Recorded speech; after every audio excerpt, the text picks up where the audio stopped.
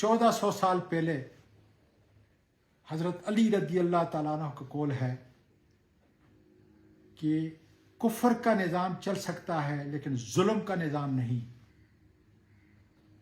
16 ماہ سے اس ملک کے اندر جبر، ظلم، انسانی بنیادی حقوق کو جس طرح پامال کیا گیا،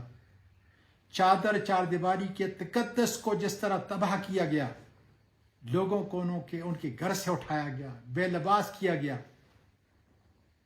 اور قانون اور آئین کو ایک مذاق بنایا گیا۔ اللہ تیرا شکر ہے کہ آج اسلام آباد کے جسٹس بابر ستار نے اپنے فرائض منصبی کی ادائیگی کے تحت اس قانون اور آئین کی اور بنیادی انسانی حقوق کے تحفظ کے لیے شہریار آفریدی اور شاندانہ گلزار کے متعلق جو حکم صادر کیا اور انتظامیہ کو جو آڑے ہاتھوں قانون کے مطابق لیا، میں سمجھتا ہوں اور اپیل کرتا ہوں تمام اپنے عدلیہ کے ججز سے، بڑی عدالتوں کے یا چھوٹی عدالتوں کے، تمام وکلاء سے، تمام وکلاء کی تنظیموں سے، کہ قانون اور آئین کا تحفظ یہ آپ کا کام ہے۔ اس لیے خدا را اس قوم کو، اس ملک کو بچانے کے لیے ضروری ہے کہ آپ اپنا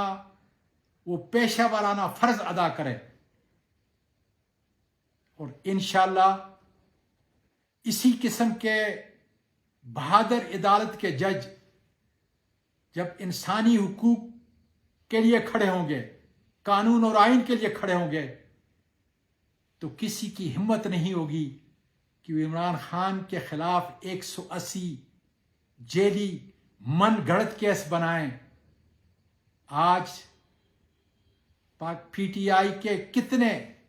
قائدین اور کارکن ایسے ہی من گڑت کیسوں کے اندر قانون اور انصاف کی دھجیاں اڑا کر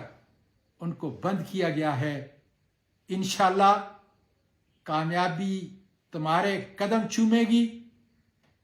انصاف اور عدل اس ملک میں آئے گا،